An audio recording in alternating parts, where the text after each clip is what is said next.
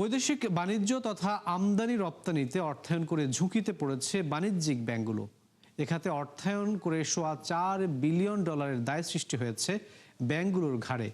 এর মধ্যে রপ্তানির অর্থ ফেরত আসেনি $1 বিলিয়নেরও বেশি। Institute of bank management BIBM এর গবেষণায় এসব তথ্য উঠে এসেছে। এই দায়ের ফলে বৈদেশিক মুদ্রার সরবরাহের চাপ তৈরি হচ্ছে বলে জানিয়েছেন গবেষকরা। দুপুরে রাজধানীতে BIBM কার্যালয়ে গবেষণার তথ্য তুলে ধরা হয়। বিস্তারিত জানাচ্ছেন মেজবা হাসান।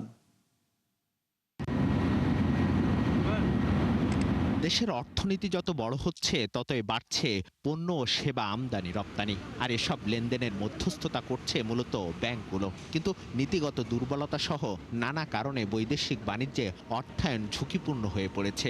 অর্থলগ্নি করে ফেরত পাচ্ছে না ব্যাংকগুলো, যা পরবর্তীতে বাধ্যতামূলক রূপান্তর করা হচ্ছে ঋণে। BIBM এর গবেষণা বলছে, আমদানি রপ্তানির অর্থ ফেরত না আসায় ব্যাংকগুলোর ঘাড়ে $4 বিলিয়ন দায় তৈরি হয়েছে। এর মধ্যে পণ্য আমদানি করেও পরিশোধ হয়নি $3 বিলিয়ন বেশি অর্থ, আর পণ্য রপ্তানির পরও দেশে আসেনি $1 বিলিয়ন বেশি। আমাদের অবস্থা হচ্ছে কি, আমরা যখন যেদিকে ঝাঁপাই পড়ি সেদিকে দৌড়াই। লং টার্ম এফসি ফাইন্যান্স দিয়ে অনেক ফ্যাক্টরি ক্ষতিগ্রস্ত হয়েছে, যেহেতু কারেন্সি রেট বেড়ে গেছে এবং এখন মনে হয় কনভার্সন করে অল্প লং টার্ম ফাইন্যান্স আছে। ট্রেড সার্ভিস থেকে আপনার টেম্পোরারি ডিমান্ড লোন হচ্ছে। ডিমান্ড লোন হতেই পারে 7 দিন 15 দিন 1 মাস 2 মাসের জন্য, কিন্তু আপনার যখন পেমেন্ট মিসম্যাচ হয় এটা কিন্তু ডিমান্ড লোন হওয়াটা খুব স্বাভাবিক ব্যাপার। But once the proceed is reported we are suppose to make the payment of the deal, দিয়ে ডিমান্ড লোন অ্যাডজাস্ট হয়ে যাওয়ার কথা।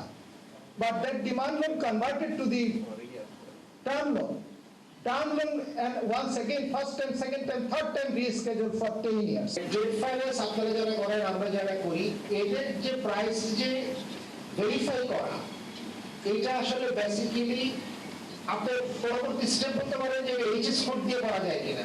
নো, আমরা সম্ভব না। এ দায়ের ফলে চাপ তৈরি হচ্ছে বৈদেশিক মুদ্রা সরবরাহে, খেলাপি হচ্ছে গ্রাহক। গবেষণা বলছে, মোট খেলাপি ঋণের প্রায় অর্ধেকেরই বেশি বৈদেশিক বাণিজ্যের দায়। গবেষকদের মতে এ দায়ের ভেতরে লুকিয়ে আছে অর্থ পাচারের শঙ্কাও। ট্রেডের শেয়ার টোটাল NPL এর মধ্যে আসলে পণ্য অনেকের থেকে অনেক বেশি। টোটাল NPL এর 45%ই মানে অর্ধেকের কাছাকাছি হলো ট্রেডের, কিন্তু ওদের ট্রেডের এক্সপোজার 30%।